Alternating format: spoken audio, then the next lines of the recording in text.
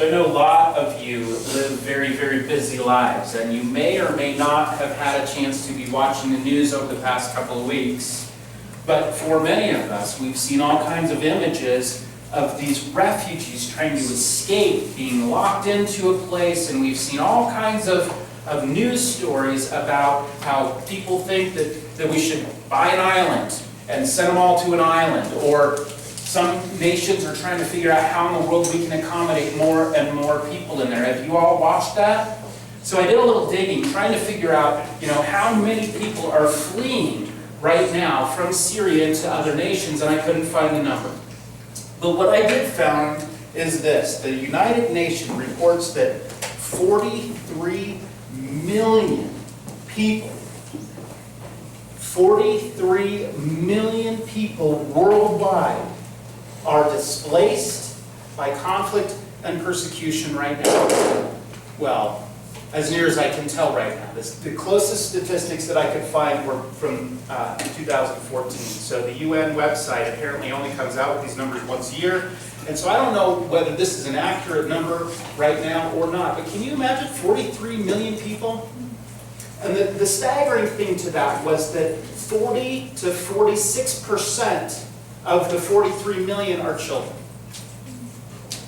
Fleeing because of persecution or conflict in their home towns and nations. It's pretty staggering, isn't it? So it got me thinking. It's kind of frustrating to see all of this happening, especially when we live in America. Like, A, we should be doing more, but B, how many of our families were here in the beginning?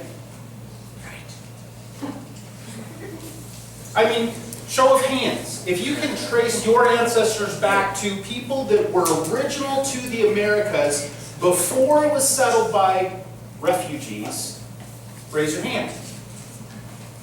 Can't do it, can you? How many of you have actually traced your ancestors back? A few of you? I should probably do that, but then I'd be afraid of what I might find, It's kind of cool to see like the Ancestry.com and some of those other things where you can go back and you can see your ancestor that signed in at Ellis Island, or some of you that have stories. I think I shared a while ago, some of Trisha's relatives and Colin's relatives came over hiding underneath a woman's skirt, those big hoop skirts, and they kind of came into the Americas that way. But when you think about it, back in the original settling of our country, what were they called when they came to America? Pilgrims.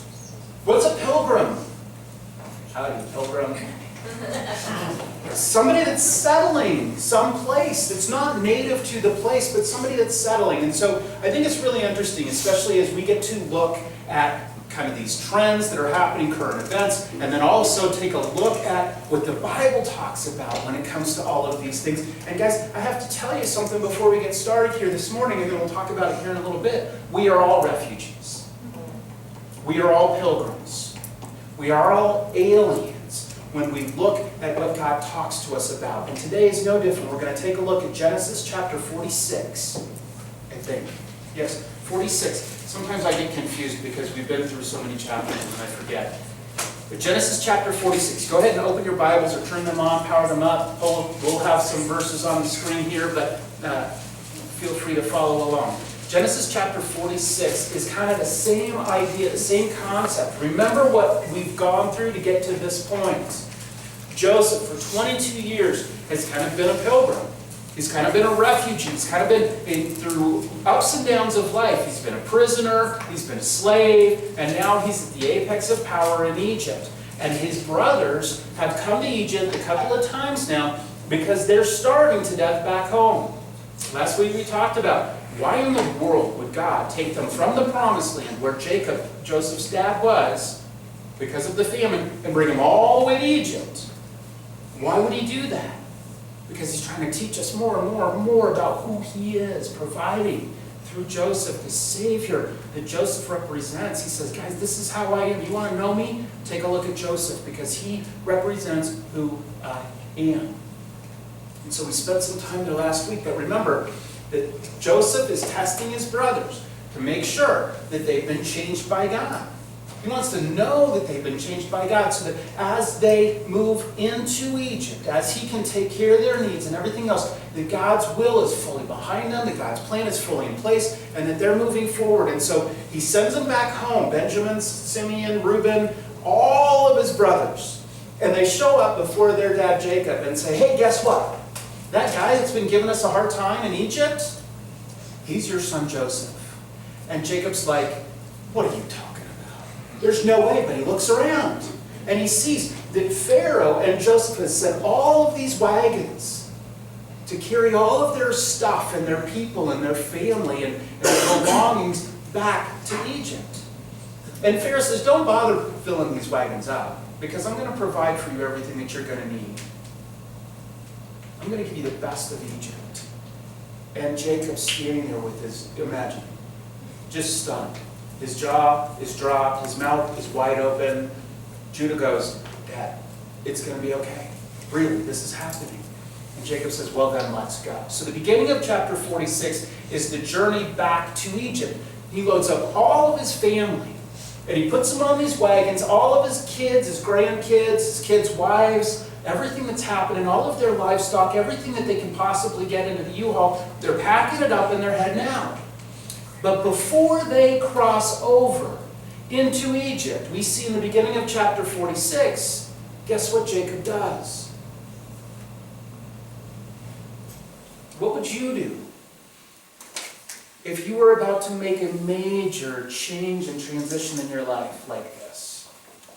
I would pray. Yes. Thank you. Good. That's exactly what Jacob did.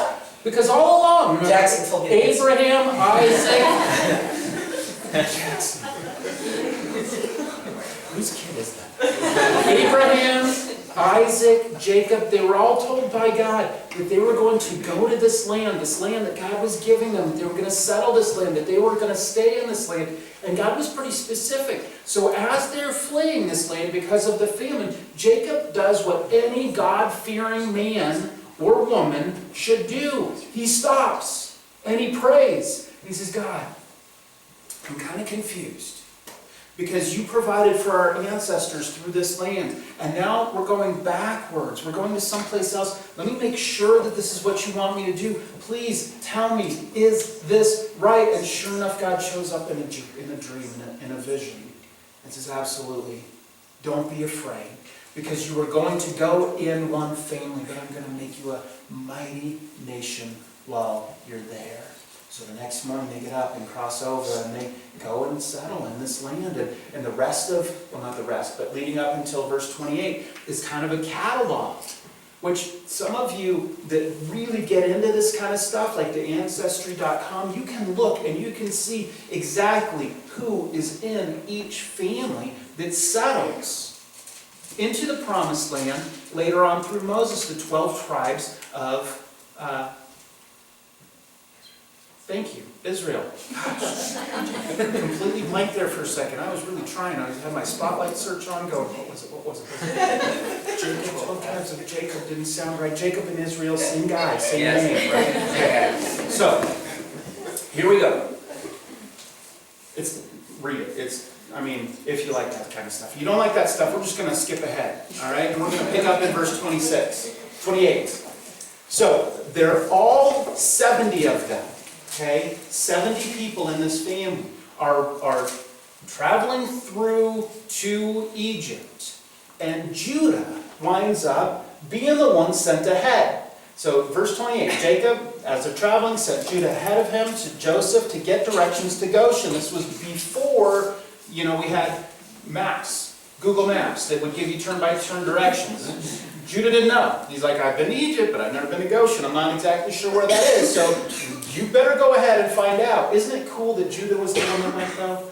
As we've been studying these guys, we've kind of seen Reuben and Simeon and then Judah really step up in the last chapter and really kind of put himself out there, right? And Jacob recognizes that Judah's made some huge strides forward, and the guy's pretty sound.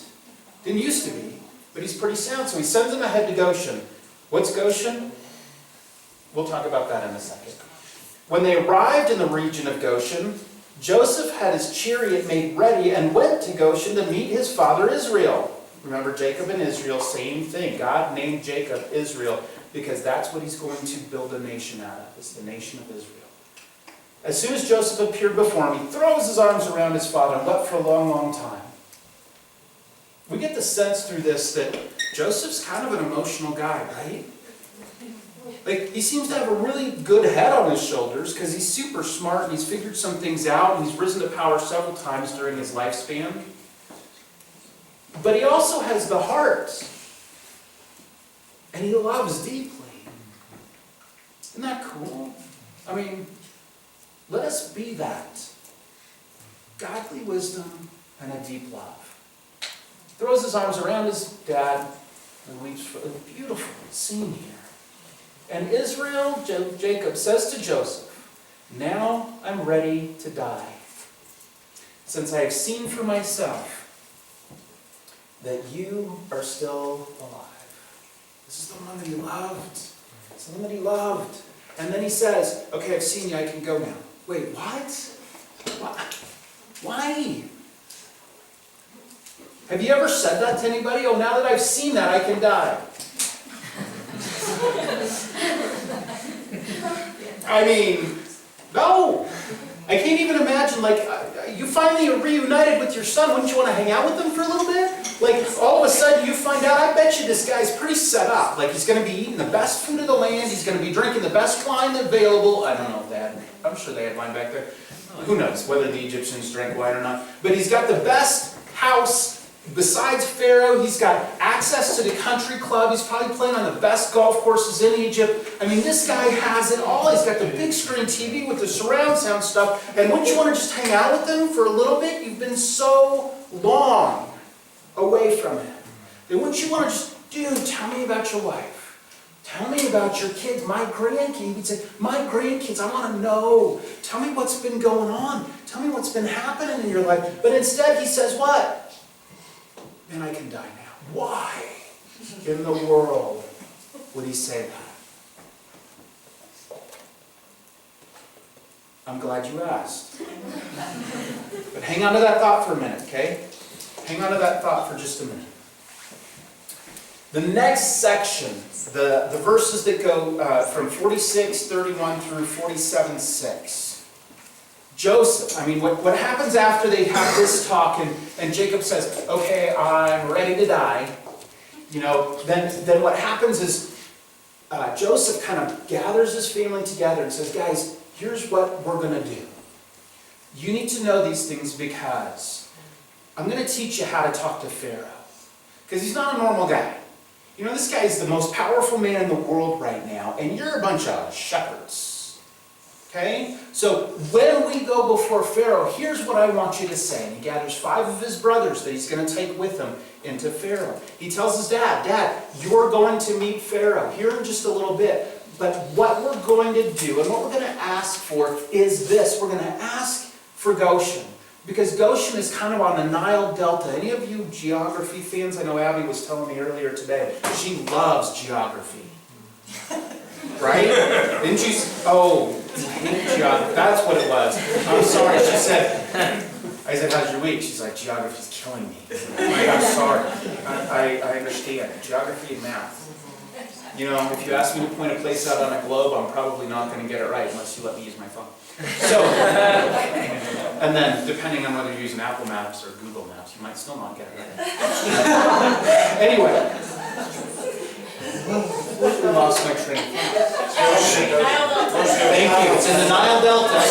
So the Nile Delta is one of the most fertile places on earth. Because the Nile River is a huge river, but remember, they're all under famine right now. So even that area is a little bit dicey. But Pharaoh knows this area of Goshen is the best place in all of Egypt. Egypt's been taken care of because of all of Joseph's hard work leading up to this. And what's... Anyway, we're not going to get into that. But it's cool. Read ahead for next week because we're not going to be able to cover everything that we need to. But Joseph comes out with some great stuff in the next couple chapters just to increase the power and increase the wealth and increase Pharaoh's kind of hold on the whole government. Anyway, go ahead and read ahead. But for now, don't read now. We're going to finish this. Oh yeah, so Goshen's like the best place in all of Egypt. And Pharaoh says, go ahead and go there. Go ahead and go there. I want you to settle in Goshen. It's the richest district. It's got the best soil conditions for raising crops, and your livestock are going to be well cared for there. It's all really good. And now what Joseph knows about Goshen, and we're going to come back to this in a second too. We got a lot to come back to, don't we? He knows that Goshen is removed enough from the epicenter of what's happening in Egypt that the Israelites are going to be able to grow into the mighty nation of God, kind of unencumbered and unhindered by the mysticism and the religion and the theology that the Egyptians clung to.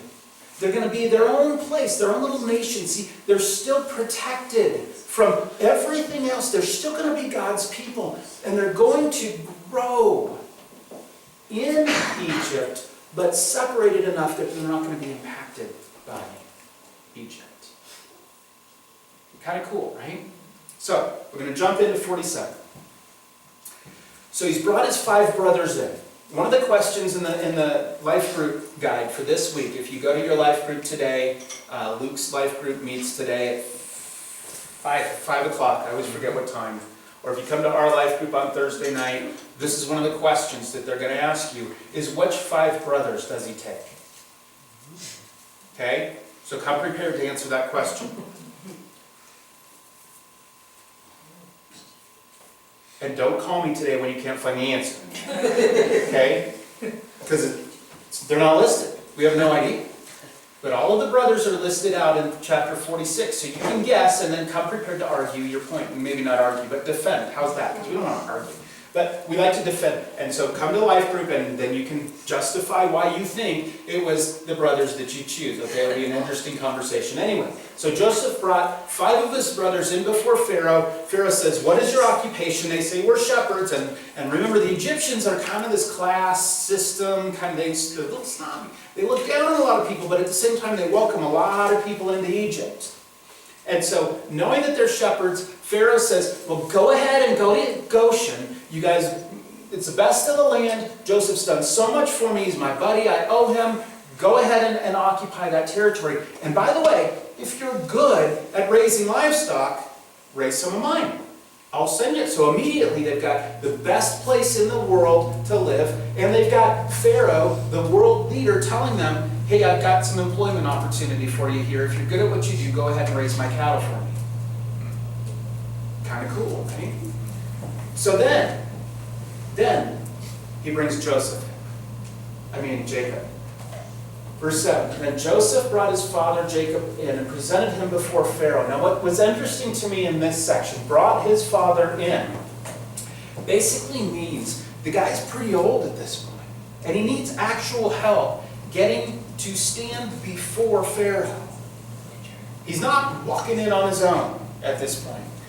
We don't really know, but he lives for a while after this. But we don't really know what's going on other than the words that they used in this, bringing his father in, literally meant Joseph helped his father in to stand before Pharaoh. Okay? So, he's old. Really old. After what? After Jacob blessed Pharaoh. Okay? Here's the world's most powerful man. And the world's oldest man. No, we don't know that he's the oldest or not, but we know that he's old. He's standing before the most powerful man in the world. And Jacob's gods that he knows that man needs. Bless you. Who knows how or what he said in this point? I mean, they don't have it written down. All we know is that when Jacob stands before the most powerful man in the world, he blesses him. God be with you. Shalom. Whatever it was, I don't know. But I know that took some guts, and Jacob knows who he is now. And Pharaoh says, dude, how old are you? I mean, because, like, oh.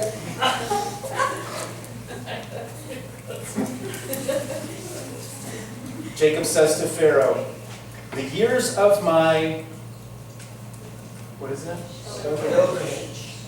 Pilgrimage. Wow. That word again, right? The years of my pilgrimage are 130. You ever met somebody 130 years old? My bet is you're never gonna. 130 years old. They have been few. Wait, what? Few? That's a long time from my, my perspective. And difficult. You know, guys never lived in a house. It's always lived in tents. It's a long time to camp, isn't it? Took my family camping for a couple of days a couple of years ago. That was a long time to camp. Imagine camping all your life. Imagine being 130. Wow. And camping all your life. Coleman, right? Like, they probably were making out on this feet. They probably weren't around then, I'm sorry. Okay, the years of my pilgrimage are 130. My years have been few and difficult, and they do not equal the years of the pilgrimage of my fathers. I mean, God's got a plan with His family. He's got a plan for His family. And all along, they've been like learning who this God is and trying to follow this God. And He's asked them to do incredible things. Remember Abraham, kind of the grandfather here. God says to him, you are going to be the person that I build a nation out of. And he's like, dude, I'm old. And I don't have any kids. How's that going to work? He's like, well, I'm going to give you a kid. And he laughs. And then God says, and you're done laughing for a while. He didn't talk for the next 9 months or however long it was until his wife has a baby. And guess who she has? Isaac. Remember Isaac? The story of Isaac? Some of you may, some of you may not. In old age, Abraham has this baby. And Isaac, and he loves him. And it's like, this is the promise of God. When God says, I'm going to build a nation out of you. This is the promise that He gives Abraham. And he's one guy, one kid, one Isaac. And then God says, you know what? We're going to sacrifice your son today. Wait, what? God's crazy sometimes, isn't He? I mean, don't you go, God, what are you doing? And all along the reason is because He's saying, do you trust me? Do you trust me? Do you love me? Do you trust me? Do you believe? Do you believe that I've got this? Do you believe that my future, that your future is wrapped up in my control? Do you believe that I can lead you? Do you believe that I can provide for you? Do you believe? And later on in Hebrews, it says that that God was going to bring Isaac back from the dead. He'd never seen anything like that happen before. But if God says, I'm going to build a nation out of your family and gives you Isaac, and then says it's time to sacrifice Isaac, the only thing that you can do is either doubt God and turn away from Him or believe Him. And you don't know how He's going to do it. You don't know what the outcome's going to be. But you've got to believe that some way Isaac's going to be okay. And Jacob says, my years are not as long as my father's or his father's. My years have been difficult. But they're not equal to the years of my fathers, the pilgrimage that they were under. And then Jacob blessed Pharaoh and went out from his presence. So he blesses him when he walks in and he blesses him on his way out. It wasn't a long conversation, but in that, he blesses him 2 times. Joseph, it says at the end of this chapter, settles his father and his brothers in Egypt and gave them property in the best part of the land, the district of Ramses, which was Goshen, as Pharaoh directed. Joseph also provided his father and brothers and all of his father's household with food according to the number of their children. So basically, Joseph's household staff, his butler and his baker and his candlestick maker, were responsible for taking care of all of his father's family. Every day. That's kind of cool, isn't it? And they're settled in the best part of the land. And Joseph knows that by being there, they'll be isolated from the crazy mysticism of the Egyptians. They won't intermarry, so that it will keep the Israel race pure, and they will learn and grow as a nation. And he provides all of their food. And as they build up their livestock, build up their population, it all happened right there where Joseph said this needed to take place so that they could have what they needed to prosper. It's kind of sweet stuff, isn't it? All right. So, last week, we talked about how everything that we read about in the Bible is God telling us who He is and what He does and showing us how to act like Him and be His people. That's what we talked about last week. Because the whole idea of God using this story, taking them from the promised land to Egypt, to grow them up into a mighty nation, then to what? Lead them back to the promised land. Like, why not just make them prosper where they were? It's God. I mean, He controls the weather. He could have made the rainfall. He could have made the crops grow. He could have done all of that in the promised land. So they never would have had to leave, but they also never would have known God this way. And He never would have been able to show them who He is through Joseph. Some like Joseph. So if we believe that everything in the Bible helps us learn a little bit and know a little bit more about God, then we've got a couple of things that we can talk about as we wrap up. First of all, it's Goshen. What is Goshen? What is it all about? Because land is important, and God shows us and talks to us through where He has people and what happens there. The promised land, the land's flowing with milk and honey. I mean, it sounds a lot like heaven, doesn't it? Because that's kind of what's going to happen there. Not that we're all going to be drinking milk and eating honey, but it's sweet and satisfying. It's like Reese's peanut butter cups, if you ask me. So if that's the promised land, then what we find out about Goshen is it also has a couple of meanings. It's like today, okay? Goshen is like today for us. And it's like the future for us. So today, we live in Egypt.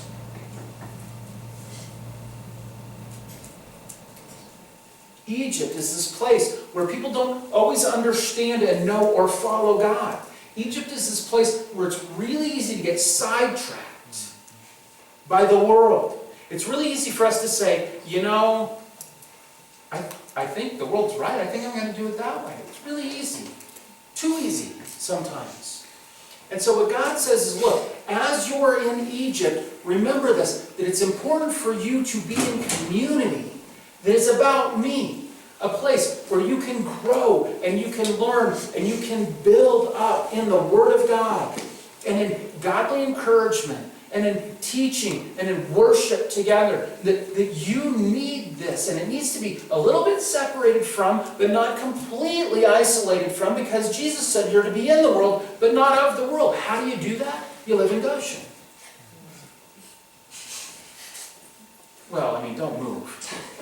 This is all like symbolic, okay? In your lives right now, you are in Egypt, and you need to be in Goshen, surrounded by godly people that can help you. They can help you and support you and love you and build you up and teach you. That's what Goshen is. Right here and right now. You can be there. And at the same time, you can live every day in the world. You can live every day in the world. You can prosper in the world. You can help the world prosper. Remember, this family, for some reason, just goes around and blesses the heck out of everyone around them. Just like Joseph. We can do that. And it will help people see Christ, hopefully. You know, if they're open to it. So that's part of it. The other part that Goshen represents to us is heaven. Because if Joseph is like Jesus, then being invited to live in the land that Joseph provides for you is like us being invited to live in heaven with Jesus. And what does Joseph do for his family? Provides. Like, generously. And again, not just, here's some, saltines and water. No, this is coming from the king's table. I mean, Pharaoh's right-hand man, the guy probably had all of the same things available to him that the most powerful man in the world had. He says, I'm going to give you everything that you need to live today, everything that you need to live tomorrow, and everything that you need to live for as long as I am here to do it. Now, we know Joseph was just a man, but Jesus is God. So imagine the difference. See, when you accept Christ as your Savior, you are saying, I accept you as my provider, as the one that's going to care for me forever, as the one that's going to usher me into a different land, a different life, a different time, a different place. And he's more than willing to do that because of everything that he went through in his past to make your future available to you. Powerful stuff. Powerful stuff. So as we've been kind of talking about, what does it mean for us to chase after this vision that God gives us? This vision of something better, this vision of something more, this vision of justice and righteousness on earth as it is in heaven. This idea of being Christ in these human bodies. How in the world can we make that happen? Especially when life is so tough. Especially when we are recognizing that this world is not our home. And so what I kind of stumbled across here was vision chasers are people. Yeah, okay. I get it. Sometimes things get stuck. Okay, I forgot for a second what I was going to tell you. Vision chasers are people that live as pilgrims, love as Jesus, and look ahead to what God's got for us. So let me say that one more time. Vision chasers are people that live as refugees, that live as pilgrims, that live as aliens, and love as Jesus does. But look ahead. In each one of these cases, Jacob and Joseph both give us a model, give us an example to follow. They were living as pilgrims. He even says, Jacob, the years of my pilgrimage are 130. It's a long time to pilgrim. And we probably didn't eat turkey every day, because that's what we know pilgrims as, right? But we too are like him. Guys, this world is not our home. We do not belong here. When you put your faith in Christ, you are a resident of heaven. Thank God. A place where Jesus will provide for every one of your needs, where He will be the sun that gives us the illumination in the place, that He will be the rivers of water that flow from Him that nourish the entire existence of that creation. He is the one. This is not your forever home. The one that you're destined for when you believe in Him is way better. It is something to look forward to. That's why when Jacob says, I can die now, he's saying it because he knows that as good as it is here, guys, as good as this reunion is with his son, there's a better reunion in store for him, where he stands before his God and says, thank you for loving me the way you have, for being with me those 130 years. For being with me when it was difficult, for guiding me, for dealing with me when I was rebellious and frustrated and wrestled you. Remember, Jacob wrestled God and walked away with a limp. Luckily, he walked away with his life, because I don't recommend wrestling with God too much. That's Jacob.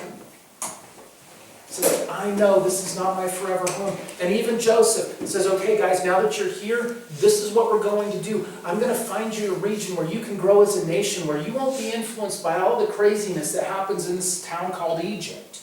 That you're going to be separated but a part of, that you're going to prosper, that you're going to grow. Joseph's looking ahead. He's not going, hey, thanks guys for being here. Yay, let's have a family reunion. No, he's saying, guys, I'm going to set you up so that you can become this nation of God. It's going to be okay.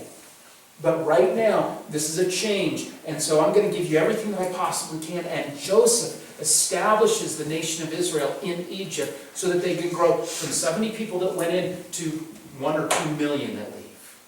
That's a lot of people. They're both living as pilgrims. They're both, oh, that was looking ahead, sorry. Loving like Jesus. I love this. When Jacob stands before Pharaoh, and he says, blessings to you. Blessings to you. Blessings to you. When Joseph provides for his family, and he's showing them the love of Christ. And here's the thing that gets to me sometimes, because we think that maybe when I make enough money, I can give some more away. Maybe when I have that job or that title, I can be generous to others. Maybe when I'm the director of that area, I will treat people under me the way that I think that they should be treated while I'm under a director. Maybe. But the point is, you don't have to be at the apex of power like Joseph, to bless other people. You don't have to be. I came across this quote a while ago. I've had it written down for a long time, and I'm going to read it to you because I think it's important. It's often the small, easy, cheap, affordable, insignificant, simple acts of love and kindness that do the most to help people experience the love of Jesus through your life. Did you get that? Write it down. I'm just kidding. You don't have to write it down. I'll try to post it on our Facebook though this week. I don't know who said it, so I can't really give him credit, but I'll say something like unknown or something like that. It's often, I'll say it again, because it's important. You don't have to be at the apex of power like Joseph. You don't have to wait till you have the job. You don't have to wait till you have the money. You don't have to wait to do this or that to bless other people and love them like Jesus. It's often, it says, the cheap, small, easy, affordable, insignificant, simple acts of love and kindness that do the most to help people experience the love of Jesus through your life. You know what that means? When you go to lunch today, tip 20%. It's not that much more than what you were going to tip them. And they're people. Love them. Tomorrow, when you get up in the morning and you get ready and you walk out the door, smile at your roommate. Those of you that have them. Be nice to your parents. Don't be grumpy.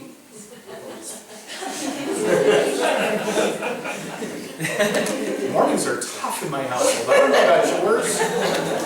Sometimes I sleep in until they leave. We're